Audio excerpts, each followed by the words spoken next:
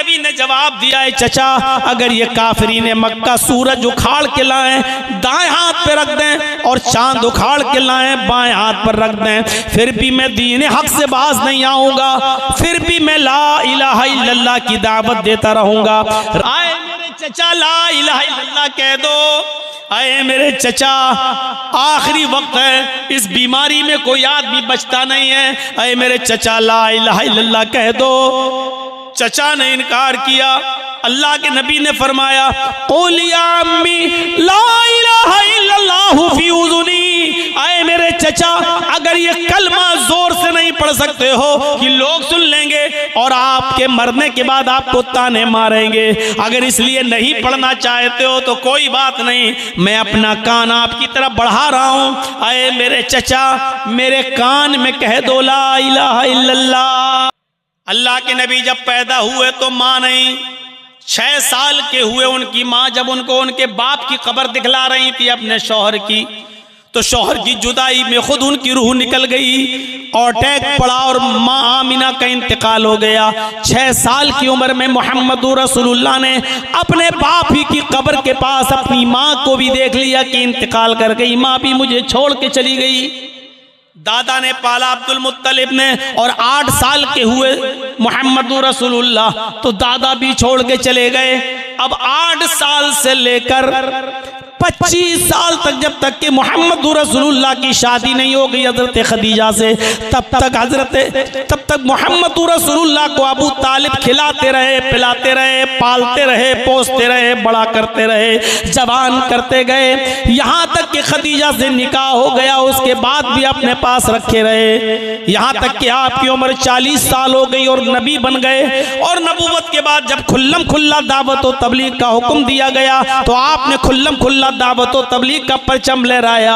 काफिरों ने मारा, सताया, तो अबू तालिब मोहम्मद रसूलुल्लाह को बचाते रहे। अल्लाह के नबी लोगों को एक अल्लाह की दावत देते रहे और जो परेशानियां आती थी अबू तालिब उस पर बचाते रहे। और एक दिन आया कि काफिरों ने यहाँ तक कह दिया कि अबू तालिब अब पानी हद से आगे चढ़ गया। आए अबू तालिब, अब पानी बहुत ज्यादा सर चढ़ गया है, अब अबू भतीजे को मेरे हवाले करो, इसने हमारा जीना दो भर कर दिया है, इसने हमारा रहना दो भर कर दिया है, इसने हमारे माबूदों को बुरा भला कह कह कर हमारी जिंदगी तंग कर दी है। अब हम आपके भतीजे को नहीं छोड़ेंगे, इस भतीजे को हमारे हवाले करो। अबू तालिब ने कहा वाह, अपना भतीजा हम तुम्हें दे दें और तुम इसको सजा दो। मैंने बड़ी प्यार से मोहब्बत से पाला पोसा बड़ा किया। फरमाया अगर आपको बच्चे पालने का इतना शौक है तो मैं अपना बेटा तुम्हें दे देता हूँ। आया अबू तालिब, तुम उस बच्चे को खिलाओ, मैं अपना बेटा दे देता हूँ, तुम उसको खिलाओ पिलाओ बड़ा करो, वो तुम्हारी खिदमत करेगा, तुम्हारे साथ रहेगा, लेकिन तुम्हारे भतीजे को मैं मारूंगा और तुम्हारे भतीजे को हमारा समाज, हमारी सोसाइटी जो सजा देगी वो देगी। अबू तालिब ने कहा वाह, कितना अच्छा फैसला कर रहे हो, तुम्हारे बच्चे को मैं खिलाऊं पिलाऊं पाल पोस कर बड़ा करके सांड बनाऊं, सांड कर दूं, और मेरे भतीजे को ले जाकर तुम उसकी टिक्का बोटी करो, तुम उसको कत्ल करो, तुम उसको मारो। कितना अच्छा फैसला कर रहे हो तुम, ये फैसला है तुम्हारा। तो आए अबू तालिब, तो अब समझ लो कि मामला कितना आगे बढ़ने वाला है। तुम्हारे भतीजे ने हमारा रहना दो बार कर दिया है, जिंदगी तंग कर दी है। समझा लो अपने भतीजे को, अगर नहीं माना तो जहां मिलेगा हम तुम्हारे भतीजे को कत्ल कर देंगे। जब ये सारे लोग चले गए तो अबू तालिब ने मोहम्मद रसूलुल्लाह को बुलाया और एक ही बात कही कि मेरे भतीजे, मैं तुम्हें बेटे की तरह पाला हूँ, पोसा हूँ, पाल पोस कर तुम्हें बड़ा किया हूँ। अब इन काफिरों को इनके हाल पे छोड़ दो, ये अब पानी हद से ज्यादा चढ़ गया है, अब इनकी बर्दाश्त से बाहर हो गया है। आए मेरे भतीजे, ये तुम्हें कत्ल करना चाहते, तुम्हें मारना चाहते हैं, और मैं भी इतना कमजोर हो चुका हूँ कि अब मैं तुम्हारी कितनी मदद कर सकता हूँ ये तुम देख सकते हो। मेरे ना तवा कांधों पर, मेरे कमजोर कांधों पर इतना बोझ न डालो कि मैं उसे बर्दाश्त न कर सकूं। सकूं। मेरे नातवा कांधों पर इतना बोझ न डालो कि मैं उसे सह न सकूं। मेरे नातवा कांधों पर इतना बोझ न डालो कि मैं उसे बर्दाश्त न कर सकूं। इसके बाद अल्लाह के नबी ने जवाब दिया है, चचा अगर ये काफिरीन मक्का सूरज उखाड़ के लाएं दाएं हाथ पे रख दें और चांद उखाड़ के लाएं बाएं हाथ पर रख दें, फिर भी मैं दीन हक से बाज नहीं आऊंगा, फिर भी मैं ला इलाहा इल्लल्लाह की दावत देता रहूंगा। रही आपकी बात तो आप अगर मदद न करना चाहे तो मत कीजिए, अगर आप अपना हाथ उठाना चाहते हैं तो उठा लीजिए, आपकी मर्जी है, लेकिन मैं तो दावत देता रहूंगा। ये कहकर आप जाने लगे तो भतीजे को आवाज देते हुए चचा ने भतीजे को आवाज दी। अपने भतीजे की आंखों में आंसू देखे, मोहम्मदुर रसूलुल्लाह की आंखों में आंसू देखे तो चचा ने उनको आवाज दी और बुलाया, यब्ना अखी, आए मेरे भाई के बेटे, यानी आए मेरे भतीजे, इधर आओ। रोने की जरूरत नहीं है। अगर तुम्हें अल्लाह ने तौहीद की दावत देकर भेजा है, अगर तुम्हें ला इलाहा इल्लल्लाह का मिशन पूरा करना है तो जाओ, मैं तुम्हें इजाजत देता हूँ, खुलकर तुम दावत व तबलीग का फरीजा अंजाम दो। आए मेरे भतीजे, मेरी जिंदगी में कोई तुम्हारी ऊपर आंच नहीं आ सकती, मेरी जिंदगी में कोई भी तुम्हें टच नहीं कर सकता। मैं कमजोर हो गया हूँ, कोई बात नहीं, लेकिन अभी जिंदा हूँ, देखता हूँ कि मेरी जिंदगी में तुम्हारा कौन क्या करता है। जाओ तुम दावत का काम करो, तुम ला इलाहा इल्लल्लाह की दावत दो। इतनी मदद की थी चचा ने, अबू तालिब ने, इतनी मदद। लेकिन जब अबू तालिब के मरने का वक्त आया, आखिरी वक्त है, बूढ़े हो चुके हैं, आखिरी सांसें ले रहे हैं, तो उस मौके पर अल्लाह के नबी सल्लल्लाहु अलैहि वसल्लम ने अपने चचा से कहा, क़ुल या अम्मी ला इलाहा इल्लल्लाह, आए मेरे चचा ला इलाहा इल्लल्लाह कह दो।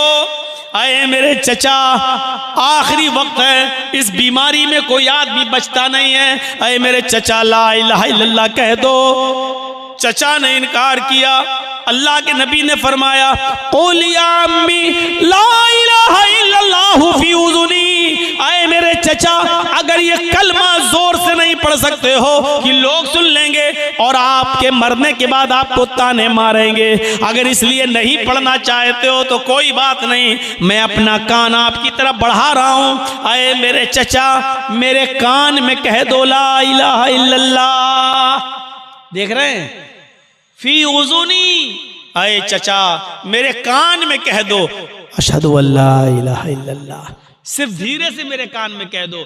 अगर धीरे से मेरे कान में कह दिया अशहदु अल्ला इलाहा इल्लल्लाह, कसम है उस जात की जिसके कब्जे में मेरी जान है, मैं अल्लाह के सामने गवाही दे दूंगा कि अल्लाह मरने से पहले मेरे चचा ने कलमा पढ़ा है, ला इलाहा इल्लल्लाह का इकरार किया है, तू मेरे चचा को बख्श दे, मैं बख्शवा लूंगा अल्लाह से, बस मेरे कान में कह दीजिए। लेकिन अबू तालिब ने क्या कहा, आए मेरे भतीजे, मैं आहिस्ता से और कान में भी ला इलाहा इल्लल्लाह नहीं पढ़ सकता। मैं नहीं चाहता कि मेरे मरने के बाद लोग मुझे ये कहें कि देखो अबू तालिब ने आखिरी वक्त में अपने बाप दादा का दीन छोड़ दिया है। आए मेरे भतीजे, मैं उसी दीन पर मरना चाहता हूँ जो दीन पर मेरा बाप मरा है, अब्दुल मुत्तलिब, मैं उसी दीन पर मरना चाहता हूँ और कलमा नहीं पढ़ा। अबू तालिब का इंतकाल हो गया, अबू तालिब मर गए, लेकिन कलमा उनको नसीब नहीं हुआ। और जानते हो फिर क्या हुआ? जब कलमा नहीं पड़ा तो कहां गए? जहन्नम में। हमदर्दी और मोहब्बत के नाते नबी अकरम ने अल्लाह को पुकार कर कहा कि अल्लाह मेरे चचा को बख्श दे, अल्लाह मेरे चचा ने मेरी बहुत खिदमत की है, अल्लाह मेरे चचा ने मेरा कदम कदम पर साथ दिया, लेकिन अर्श वाले ने वही भेजकर नबी अकरम को मुतनब्बह कर दिया, केयरफुल कर दिया। आए मोहम्मद, आइंदा अपने चचा के बारे में दुआए मग़फ़िरत मत करना, तुम्हारा चचा अबू तालिब हालत कुफ्र में मरा है और काफिरों को मैं जन्नत नहीं देता हूं। तुम्हारा चचा हमेशा हमेशा के लिए जहन्नम में रहेगा अबू तालिब, उसको जन्नत की खुशबू भी नहीं मिलेगी। हाँ, तुम्हारी मदद किया, तुम्हारी हेल्प किया, तुम्हें दुश्मनों से बचाता रहा, इसके बदले में हम इतना जरूर कर देंगे कि तुम्हारे चचा को सबसे हल्का अजाब देंगे। जहन्नम में जहन्नमियों को जो अजाब देंगे उनमें सबसे हल्का अजाब हम तुम्हारे चचा को देंगे, लाइटली अजाब तुम्हारे चचा को देंगे। लेकिन तुम्हारे चचा को हम जन्नत नहीं देंगे, जहन्नम से नहीं निकालेंगे, जहन्नम में पड़ा रहेगा। अजाब हल्का देंगे लेकिन जहन्नम से नहीं निकालेंगे, हमेशा जहन्नम में रहेगा तुम्हारा चचा। अल्लाह ताला ने जो अजाब दिया है अबू तालिब को, जानते हो जहन्नम में सबसे हल्का अजाब, आग की 2 चिंगारी दोनों पैरों के नीचे रख दी, एक इस पैर के नीचे एक इस पैर के नीचे। और चिंगारी क्या होती है? चूल्हा जलाते हो ना आप, चूल्हा जलाते हुए लकड़ी अंदर डालते हो तो चिंगारी फूटती है, या कभी कोयला जलाकर जब आप सर्दियों में तापते हो तो एक चिंगारी फूटती है। ये चिंगारी एक इस पैर के नीचे एक इस पैर के नीचे, और इन दोनों चिंगारियों की वजह से हालत ये होगी, यगली मिनहुमा दिमागुहु, उनका दिमाग हांडी की तरह खौल रहा होगा। यगली मिनहुमा दिमागुहु, दिमाग हांडी की तरह खौल रहा है। जैसे हांडी के ऊपर आप गर्म पानी रख दो उबलने के लिए, तो गर्म पानी जब जोश मारता है, बॉयल होता है, उबलता है, बबूले छोड़ता है, ऐसी आग के 2 चिंगारियों की वजह से दिमाग खौल रहा होगा, उबल रहा होगा, पक रहा होगा। ये अजाब है जहन्नम के अंदर सबसे हल्का। तो मुझे बताने का मकसद यह है कि असवद ने कलमा पढ़ा, एक भी नमाज नहीं पढ़ी, जन्नती। उस बच्चे ने कलमा पढ़ा, एक भी न नमाज पढ़ी न रोजा, लेकिन जन्नती। और अबू तालिब ने पूरी जिंदगी नबी की खिदमत की, नबी को बचाया, नबी की हौसला अफजाई की और नबी का साथ किया, लेकिन मरने से पहले कलमा नहीं पढ़ा तो अबू तालिब जहन्नमी। मेरे भाइयों, और हमेशा हमेशा के लिए जहन्नमी, उस जहन्नम से कभी नहीं निकाला जाएगा। ये है कलमा। अफजलुहा कौलु ला इलाहा इल्लल्लाह, अफजल कलमा, अफजल दर्जा ईमान का ला इलाहा इल्लल्लाह का कहना है, ला इलाहा इल्लल्लाह पढ़ना। और दूसरी चीज व अदनाहा इमाततुल अज़ानित तरीक, दूसरी चीज रास्ते से तकलीफ दे चीज को हटा देना। वो अदनाहा इमाततुल अज़ानित तरीक, रास्ते से तकलीफ दे चीज को दूर कर देना। बहुत बड़ी बात है ये भी ईमान का हिस्सा है। आज रास्ते में कितनी तकलीफ दे चीजें पड़ी रहती हैं, आप हटाते हैं। एक पत्थर पड़ा है, आपने गाड़ी पत्थर देखा दूर से, मोड़ ली, आगे निकल गए, 4 व्हीलर टर्न किया, आगे निकल गए। अरे जब नजर पड़ ही गई थी एक बड़ा पत्थर पड़ा है, तो आप साइड करके अपनी गाड़ी को रोकते, उस बड़े पत्थर को वहां से हटा देते, क्या बिगड़ जाता आपका? केले का छिलका पड़ गया, आपकी नजर पड़ी हुई है, आप रोकिए और उस केले के छिलके को वहां से हटा दीजिए। आप तो दाएं बाएं से गुजर गए, लेकिन अगर कोई अंधा और नाबीना आदमी अगर उस केले के छिलके पर अगर पैर रख दिया और फिसल गया और हाथ पैर टूट गए, तो इस बेचारे का क्या होगा? कम से कम उसकी हमदर्दी में आपने केले के छिलके को फेंक देते। कांटा पड़ा हुआ है, आपकी नजर पड़ गई, अरे कोई छोटे बच्चे के पैर में चुभ सकता है, किसी बूढ़े आदमी के पैर में चुभ सकता है, कोई बूढ़ा आदमी केले के छिलके पर पैर रखकर फिसल सकता है, उसकी हड्डी टूट सकती है, और बुढ़ापे में हड्डी टूट जाए तो जल्दी जुड़ती भी नहीं है। ये तमाम चीजें अगर जहन में होती तो आप केले के छिलके को, पत्थर को, कांटे को, तकलीफ दे चीज को आप हटा सकते थे, लेकिन आपने तो देखा और गाड़ी को हल्का सा टर्न किया और आगे ले गए। केले का छिलका पड़ा रहा, पत्थर पड़ा रहा, कांटा पड़ा रहा। मेरे भाइयों, रास्ते से तकलीफ दे चीज को हटा देना भी ईमान का एक शोबा है, ईमान की एक ब्रांच है, ईमान का एक दर्जा रखता है अपने अंदर। आपको ऐसा करना पड़ेगा। और एक मसला याद रखिएगा, रास्ते से तकलीफ दे चीज को हटाना अगर सवाब है, रास्ते से तकलीफ दे चीज को हटाना अगर सवाब है, तो रास्ते में जानबूझकर तकलीफ दे चीजों को डालना गुनाह भी है। केला खाया, छिलका लिया, वो फेंक दिया है। कोई फल खाया, खाने के बाद उसका कांटा वो फेंक दिया।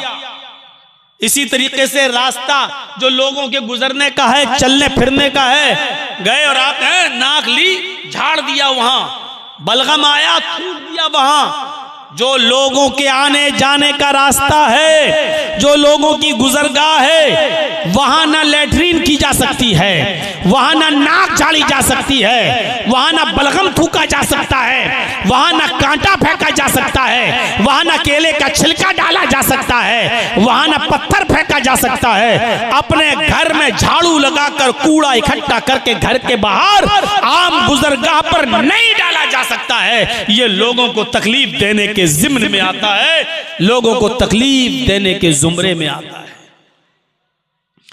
इसी तरीके से कोई चीज किसी दुकान से आपको खरीदना है और आपने लोगों की गुजरगाह पर गाड़ी खड़ी कर दी, पार्क कर दिया, और अब आप सामान पैक कराने लगे।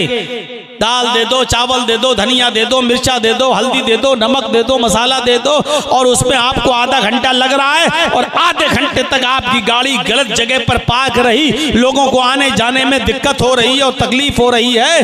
मेरे भाइयों, ये भी तकलीफ देने के जिम्न में शामिल है। हमारे बेटे की या बेटी की शादी हो रही है, घर के बाहर हमने टेंट लगा दिया है, बारातियों को वहां ठहरा दिया है, लोगों का गुजरने का रास्ता है वो। अब लोग जब देख रहे हैं कि यहाँ टेंट लगा हुआ है, रास्ता गुजरने का है, अब 1 किलोमीटर दूर से और 2 किलोमीटर दूर चक्कर काट के बेचारे वो कहीं जा रहे हैं। रास्ता रोकना और रास्ते में टेंट लगा देना, रास्ते में कुर्सियां डालकर बैठ जाना और आने जाने वालों को तकलीफ देना, ये भी तकलीफ देने के जिम्न में शामिल है। हम नहीं दे सकते ये तकलीफ। इसी तरीके से अभी रमजान का महीना आने वाला है। आज जो 11 फरवरी, अब तो 12 फरवरी हो गई है। मेरे भाइयों, गालिबन 2 मार्च से रोजा शुरू हो जाएगा। 20 दिन 18 दिन बस बाकी रह गए हैं रमजान का महीना शुरू होने में। बहुत सी जगहों पर आप देखेंगे, हमें आपके इलाके में नहीं मालूम, लेकिन हम लोगों के इलाके में आइए, रात के 2 बजे माइक पकड़ लिया जाएगा और उसमें चीख चीख कर कहा जाएगा, रोजेदार भाइयों उठिए, मेरी माँ बहनें उठें, सहरी बनाएं, सहरी पकाएं। रोजेदार भाइयों उठिए और सहरी कीजिए। रोजा खत्म होने में, सहरी का टाइम खत्म होने में इतनी देर बाकी है। और 1-2 बार बोलकर फिर उसमें नज़में पढ़ी जाएंगी, उसमें हमदें पढ़ी जाएंगी, नातें पढ़ी जाएंगी, और माइक पर ऐसा शोर, ऐसा हंगामा होगा कि सबकी नींद में डिस्टर्ब होगा। मेरे भाइयों, आपको ये अथॉरिटी, ये पावर किसने दिया है कि आप रात में माइक पकड़ के चीखें और चिल्लाएं और लोगों को आवाज दे देकर उठाएं? कौन सी हदीस में आया है कि रोजा रखने वालों को रोजे के लिए उठाना सवाब है? कहां है? अगर रमजान के महीने में रोजेदारों को उठाना सवाब होता तो रोजे से बढ़कर इबादत है नमाज। तब तो आपको हर फजर की नमाज से पहले, फजर की नमाज के लिए हर रात लोगों को उठाना सवाब होता, और आप माइक पकड़ पकड़ के कहते हैं फजर के नमाजियों, फजर की नमाज खड़े होने में इतना वक्त रह गया है, जल्दी आओ, आओ फजर की नमाज पढ़ने के लिए आओ। नमाज तो रोजे से बड़ी इबादत है। अगर नमाज के लिए लोगों को माइक लेकर उठाना जायज नहीं है तो मेरे भाइयों, फिर रोजे के लिए आपको माइक पकड़ के लोगों को उठाना कहां से जायज हो जाएगा? अब आप कहेंगे क्या रोजेदारों को उठाना गुनाह है? अरे उठा दिया तो क्या हो गया? मेरे भाइयों, आप सिर्फ रोजेदारों को नहीं उठा रहे हैं, आप उन लोगों को भी बेदार कर रहे हैं जिनके ऊपर रोजा नहीं है। एक बूढ़ा आदमी है जिसकी उम्र 90 साल हो चुकी है, अब वो रोजा नहीं रख सकता है, कमजोरी है उसको, बहुत ज्यादा नकाहत है, कमजोरी है। अब फिदिया देगा बस। अगर वो नहीं दे सकता तो उसकी औलाद देगी, एक मिस्कीन को खाना खिलाएगी रोजे के बदले में, फिदिया उसके ऊपर। लेकिन अब उसके ऊपर रोजा नहीं है, अब वो बेचारा रोजा रखने के लायक नहीं है। अब आप जब उठा रहे हैं, माइक में शोर कर रहे हैं, हंगामा कर रहे हैं, तो वो बेचारा उस बूढ़े आदमी की नींद भी खुल रही है। एक आदमी ने मुझे बताया, मौलाना रोजे के दिनों में हमारे इलाके के एक आदमी ने मुझे बताया कि मौलाना इतनी जोर जोर से शोर होता है कि हमारे बाप जिनकी उम्र 85 साल है उठ जाते हैं, बेदार हो जाते हैं, जबकि मेरे बाप का इलाज चल रहा है, वो माइंडली डिस्टर्ब भी हैं। अब उनका दिमागी तवाज़ुन ठीक नहीं है, माइग्रेन की बीमारी है, उनको नींद की गोली देना पड़ती है, उनको डिप्रान 10 mg की चल रही है। जब वो डिप्रान 10 mg की देते हैं तब उनको नींद आती है, जब वो सो जाते हैं। लेकिन अगर माइक की आवाज सुन लें तो उनकी नींद में डिस्टर्ब हो जाता है, फिर उनको कोई भी टेबलेट दे दो फिर नींद नहीं आती, और जब वो माइक की आवाज से उठ जाते हैं तो फिर बेचैन रहते हैं और पूरे घर वालों को फिर परेशान करते हैं। मेरे भाइयों मुझे बताओ, इस आदमी की इस परेशानी का जिम्मेदार कौन है? आप उस आदमी की भी नींद में डिस्टर्ब कर रहे हैं जिसको नींद की सख्त जरूरत है। एक हामिला औरत जिसके पेट में हमल है, बच्चा है, शरीयत उसको इजाजत देती है अभी रोजा न रखे, अगर रोजा रखेगी तो कमजोर हो जाएगी, खाएगी पिएगी नहीं तो पेट का बच्चा भी मर सकता है। शरीयत इजाजत देती है कि अभी वो रोजा छोड़ दे। अब आप जब माइक पर चीखते हो चिल्लाते हैं तो उस औरत की भी नींद खुल जाती है जिसके ऊपर रोजे की रुख्सत है, जिसके ऊपर रोजा भी नहीं है। एक मुर्जिया औरत जो दूध पिलाती है अपने बच्चे को, शरीयत कहती है जब तक वो अपने बच्चे को दूध पिला रही है रोजा छोड़ दे, क्योंकि माँ जब खाएगी तो दूध बनेगा, जब दूध बनेगा तो बच्चे को पिलाएगी, और जब खाएगी ही नहीं तो दूध नहीं बनेगा, और जब दूध नहीं बनेगा तो बच्चा पिएगा क्या? इसलिए दूध पिलाने वाली औरत जब तक बच्चा दूध पी रहा रोजा छोड़ सकती है और बाद में उसकी कज़ा करेगी। तो मेरे भाइयों अब गौर कीजिए, इस औरत के ऊपर जब रोजा नहीं है तो आप इसको क्यों उठा रहे हैं? आप इसकी नींद में भी डिस्टर्ब कर रहे हैं, इसकी भी नींद खुल रही है। तो इमाततुल अज़ान तरीक, रास्ते से तकलीफ दे चीज को दूर कर देना, यह भी ईमान का एक हिस्सा है। दो चीजें हो गई, तीसरी चीज पर हल्का सा इशारा करूंगा मैं, जरा गौर कीजिए तीसरी चीज क्या है।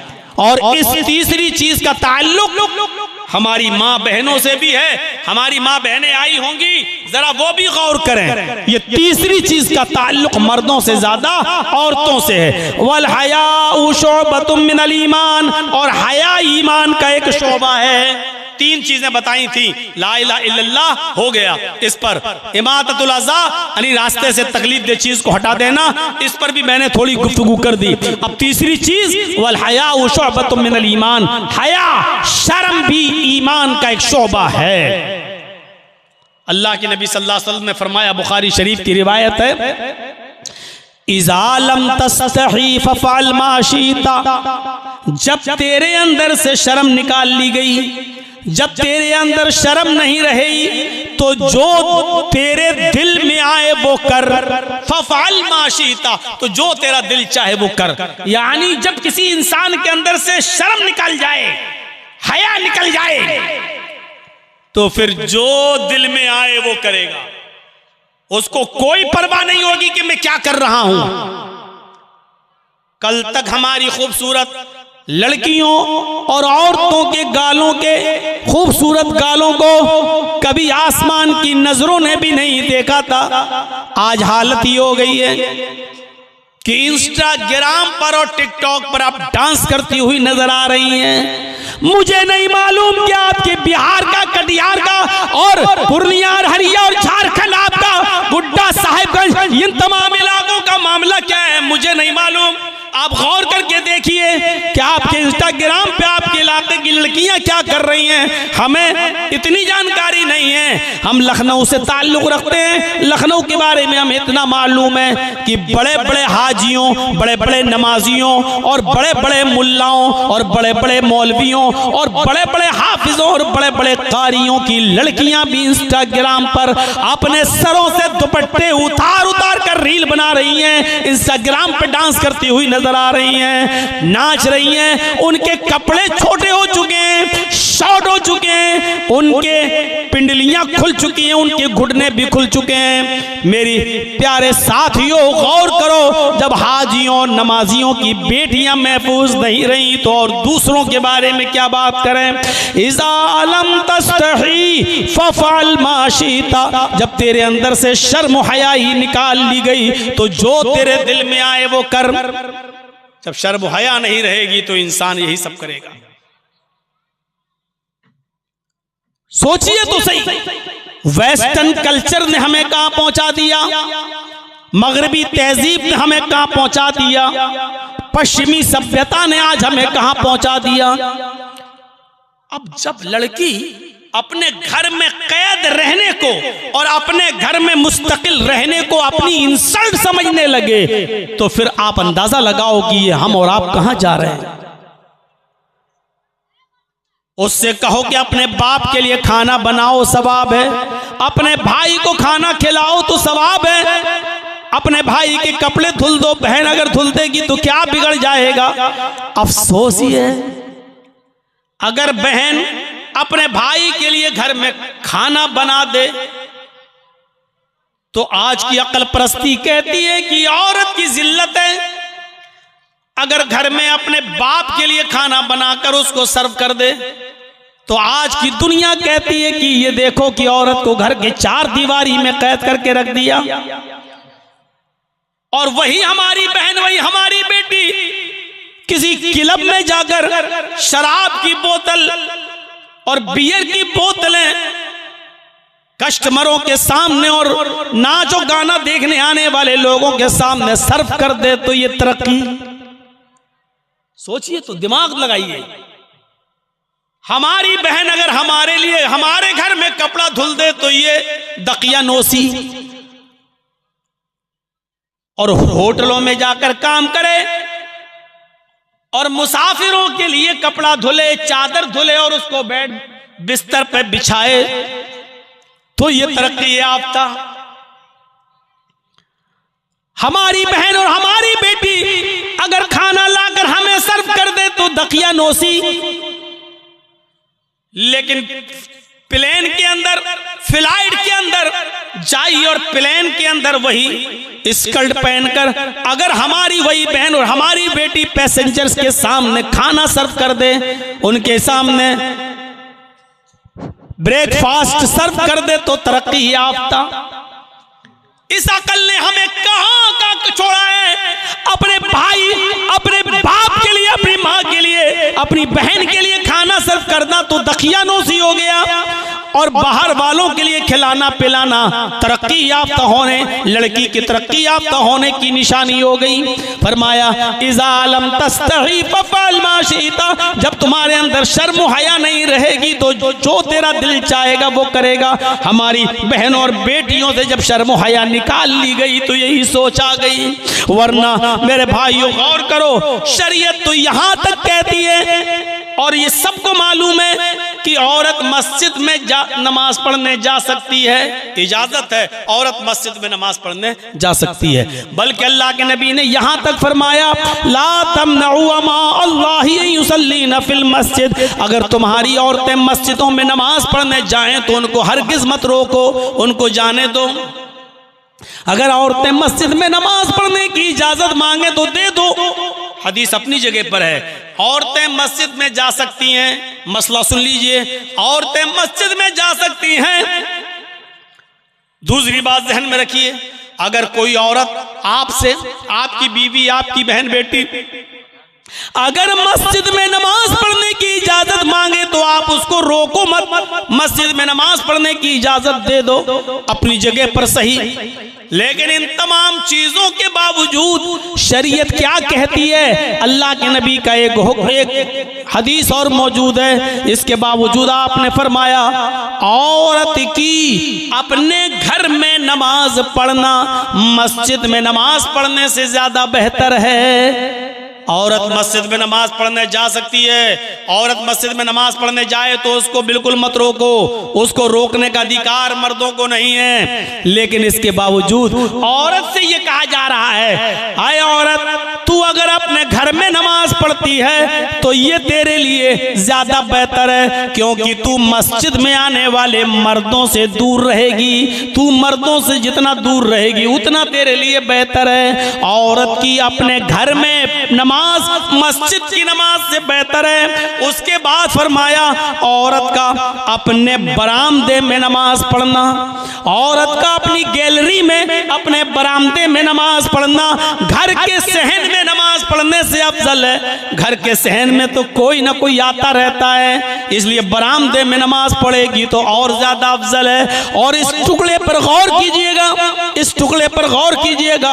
औरत का अपने कमरे में, अपनी कोठरी में जिसमें वो अपने शौहर के साथ रहती है और रात में वो कमरा बंद कर लिया जाता है, यानी जिस कमरे में वो अपने हस्बैंड के साथ रहती है उस कोठरी में, उस कमरे में नमाज पढ़ना घर के बरामदे में नमाज पढ़ने से अफजल है। यानी वो औरत जो अपने कमरे में घर के अंदर कोठरी में अंदर नमाज पढ़ेगी वो और ज्यादा अफजल है, क्योंकि वो मर्दों से उतना ही ज्यादा दूर रहेगी। घर में भी तो लोग आते जाते रहते हैं, कभी चचा का लड़का, कभी खाला का लड़का, कभी फूफा का लड़का, कभी मौसा, ये सब आते जाते रहते हैं। और पर्दा तो इनसे भी है ना।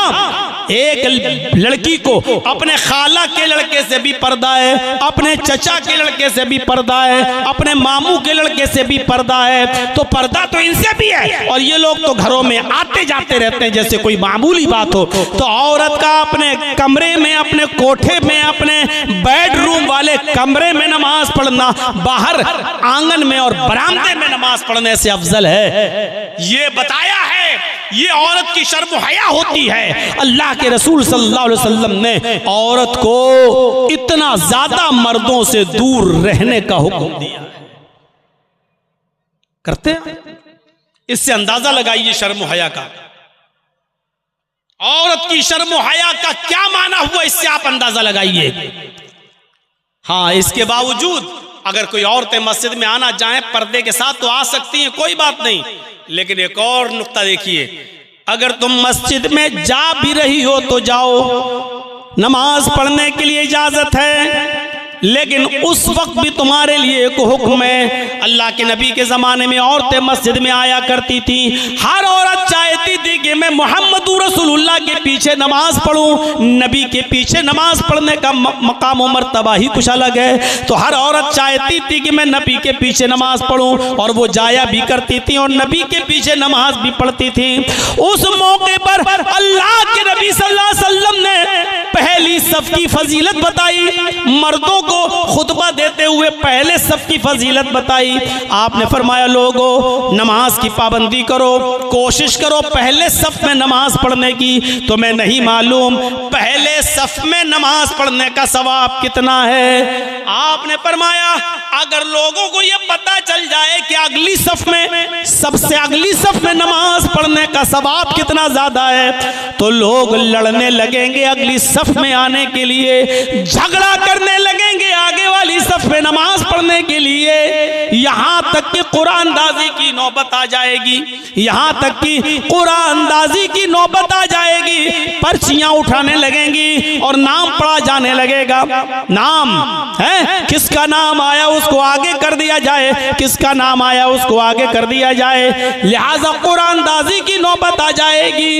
इतना ज्यादा सवाब है अगली सफ में नमाज पढ़ने का कि अगर लोगों को बता दिया जाए कि इसका सवाब कितना है तो लोग लड़ने और झगड़ने लगेंगे अगली सफ के लिए। अब अंदाजा लगाइए कितना सवाब है। खैरु सुफूफिर रिजाली अव्वलुहा व शर्रुहा आखिरुहा, मर्दों के लिए सबसे बेहतर है कि वो अगली सफ में नमाज पढ़ें। सवाब के एतबार से मर्दों की अगली सफ सबसे बेहतर है, और सबसे बुरी सफ है सबसे पीछे वाली। सबसे लास्ट में आया, सबसे पीछे उसको जगह मिली, सबसे पीछे नमाज पढ़ रहा है। अल्लाह अकबर। मर्द की सबसे पिछली सफ सबसे बुरी सफ है सवाब के एतबार से, सवाब की कमी और बेशी के एतबार से सबसे बेकार सफ कौन सी है? सबसे पिछली सफ। अगली सफ का सवाब देख लिया, लेकिन औरतों के बारे में क्या फरमाया? आए मस्तूरात सुनो, अगर रात के 3:15 बजे तक और नीमा के इस जलसे में बैठकर सुन रही हो तो सुनो, अल्लाह के नबी जनाब मोहम्मद रसूलुल्लाह ने फरमाया, खैरु सुफूफिन निसाई आखिरुहा व शर्रुहा वलुहा, औरतों की पिछली सफ सबसे पीछे वाली सफ सबसे अफजल सफ है, सबसे बेहतर सफ है सवाब के एतबार से, और सबसे बुरी सफ है आगे वाली सफ। जर्जी साहब नमाज पढ़ा रहे हैं, अल्लाह अकबर। मेरे पीछे मर्दों की 5 सफ़ें लगी हुई हैं, 5 सफ़ें मर्दों की, उसके बाद पर्दा पड़ा हुआ है और पर्दे के पीछे औरतों की 5 सफ़ें लगी हुई हैं, 5 मर्दों की हैं, 5 औरतों की है, बीच में पर्दा पड़ा हुआ है। तो जर्जीस साहब के पीछे जो मर्दों की अगली सफ है वो सवाब के एतबार से सबसे बेहतर है, और जो सबसे 5वीं सफ, जो सबसे पिछली सफ है, वो सबसे बेकार सफ है सवाब के एतबार से मर्दों की।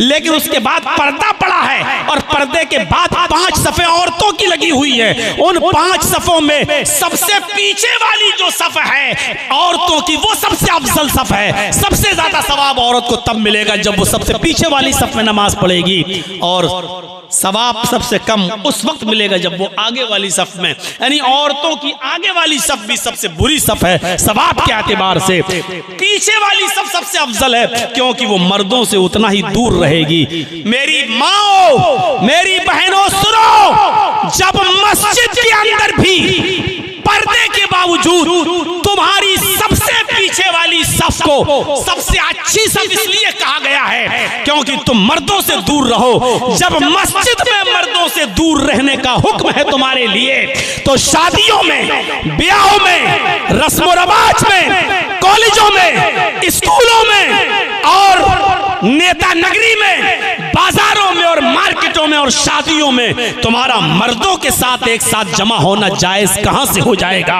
और तुम्हें इसकी परमिशन कहां से मिल जाएगी जब मस्जिद के अंदर भी पर्दे के बावजूद, पर्दा होने के बावजूद तुम्हारी पिछली सफ सबसे अफजल है, आगे वाली सफ सबसे बुरी है। तो फिर तुम्हें आम जगहों पर मर्दों के साथ खल्त मल्त होने की इजाजत किसने दे दी है? जलसों में मर्दों के साथ मेले और ठेले लगाने की इजाजत किसने दे दी है? एक ही दुकान पर मर्दों के साथ और औरतों के साथ खरीदो फरोख्त की इजाजत कहां से मिल जाती है? और तुम्हें मेरे भाइयों, अच्छी बात है आपका जलसा और दूसरी जलसों से अलग होता है। यहाँ पूरी कोशिश की जाती है कि औरतों का पंडाल अलग रहे, औरतों की दुकानें अलग रहें, और लेडीज को किसी भी तरीके से मर्दों तक ना आने दिया जाए। ये बेहतर चीज है, अच्छी चीज है मेरे भाइयों। कोशिश हर जगह के लिए ऐसी होनी चाहिए, लेकिन आम जगहों पर मैं देखता हूं और दूसरी जगहों पर जहां खल्त मल्त है, लड़के और लड़कियां एक ही साथ दुकानों पर खरीदो फरोख्त करते रहते हैं। मेरे प्यारे साथियों, जर्जी साहब नमाज पढ़ा रहे हैं, मेरे पीछे 5-5 सफ़ें मर्दों की लगी हैं। एक रुकू के बजाय 2 रुकू कर लिया, 2 सजदों के बजाय 1 सजदा या 3 सजदे कर लिए, भूल गया। तो अल्लाह के नबी फरमाते हैं कि अगर मर्दों को मालूम हो, मर्दों को मालूम हो तो मर्द सुभान अल्लाह कहकर याद दिला दें। पीछे जो लोग मौजूद हैं उनको चाहिए कि सुभान अल्लाह, अल्लाहू अकबर कहकर याद दिला दें। लेकिन मर्दों को भी मालूम नहीं, पर्दा पड़ा है, औरतों को मालूम है कि इमाम साहब भूल गए, जर्जी साहब भूल गए।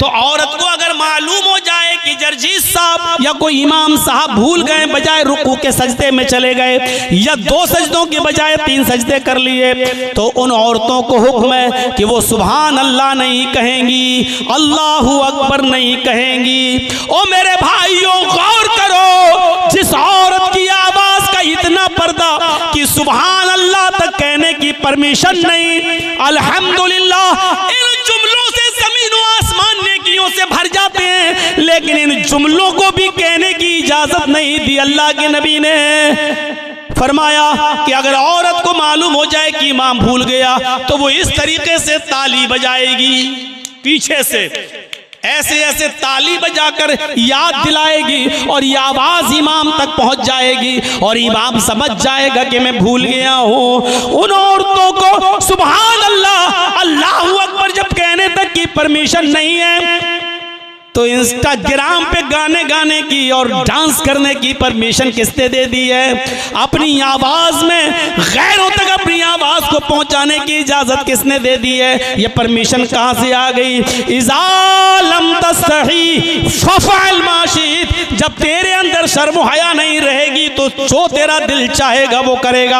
आज वही हो रहा है, आज वही चीज है सामने। और आखिरी चीज पर तवज्जो दीजिए, अल्लाह के नबी फरमाते हैं जब औरत से निकाह के मौके पर सवाल होता है, हमारे यहाँ तो ये होता, आपके यहाँ क्या होता है मैं नहीं मालूम, जिस दिन बारात आ जाती है तो दूल्हा के निकाह से पहले लड़की के पास लोग जाते हैं, एक वकील होता, दो गवाह होते हैं।